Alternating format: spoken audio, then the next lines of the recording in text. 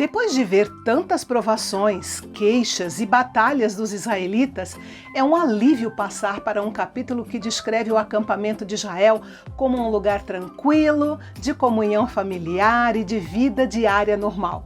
Afinal, a vida não é feita só de fome, sede e guerras, né? Mas a melhor coisa dessa primeira parte do capítulo é que todos estão louvando a Deus por aquilo que Ele fez pelo seu povo. Louvar a Deus é muito mais elevado do que murmurar contra Ele. Na verdade, o louvor é um excelente antídoto para um espírito murmurador. Bem, para esclarecer o contexto desse capítulo, nós devemos lembrar primeiro que, depois que Deus apareceu para Moisés no episódio da sarça ardente e lhe deu a missão de ser o libertador do povo do Egito, Moisés e sua família foram para o Egito, né? Moisés voltou para o Egito e levou a sua família. Mas, em algum momento depois do êxodo, ele mandou Zípora e os seus filhos de volta para Midian para estar com Jetro, o seu sogro.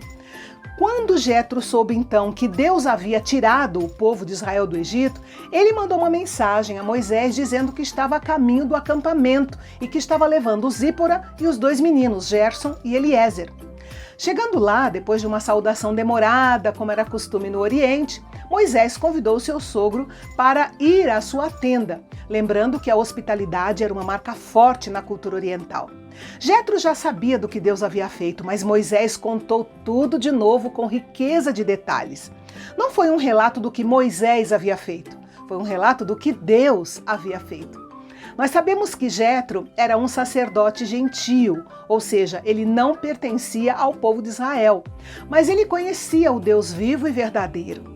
É importante destacar aqui que o sacerdócio ainda não havia sido oficialmente instituído em Israel, de modo que não havia nada de errado em Moisés, Arão e os anciãos israelitas se juntarem a Jetro para oferecerem sacrifícios a Deus e depois desfrutarem de um banquete de comunhão. E esse tipo de ocasião já prenunciava o tempo em que o Messias morreria pelos pecados do mundo todo e se tornaria a redenção acessível às pessoas de todas as nações. Bem, Moisés poderia ter tirado uma semana de folga para desfrutar da companhia da sua família, mas pela fidelidade com que ele exercia a sua função, no dia seguinte ele estava lá, de volta ao trabalho, ajudando o povo com seus problemas. Havia regulamentos básicos para a administração do acampamento, uma vez que não era possível que milhares de pessoas vivessem e viajassem juntas sem obedecer a algumas regras. Jetro sabia que a liderança de Moisés era essencial para o futuro sucesso de Israel e que qualquer atividade que esgotasse a sua energia ou desperdiçasse o seu tempo acabaria exercendo um efeito negativo sobre a nação, além do risco de deixar a sua filha viúva e os seus netos sem pai. Nenhum homem poderia ministrar pessoalmente a milhares de pessoas e durar muito tempo. Jetro então deu um excelente conselho para Moisés. Ele deveria organizar o acampamento de modo que cada 10 pessoas tivessem alguém com quem partilhar as suas questões. Se o líder de 10 não conseguisse resolver, levaria o problema ao líder de 50, depois ao líder de 100 e então ao líder de 1000. Se nenhum deles conseguisse resolver, a questão então seria levada para o próprio Moisés.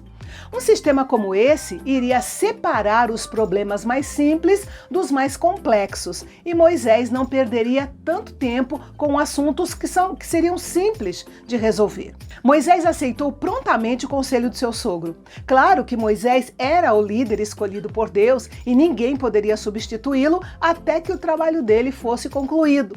Mas ele não precisava fazer todo o trabalho sozinho. O importante sobre delegar responsabilidades é ter líderes com aptidão e caráter, homens capazes, tementes a Deus, dignos de confiança e inimigos do ganho desonesto.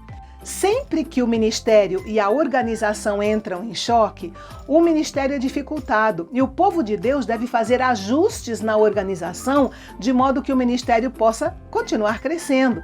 Neste mundo de transformações tão rápidas, os ministérios cristãos devem ser flexíveis se desejam resolver os problemas e aproveitar as oportunidades. As organizações que petrificam as suas estruturas e se recusam a mudar estão destinadas ao fracasso. Os ministérios que Deus abençoa são abertos a mudanças, desde que os princípios da palavra de Deus sejam obedecidos.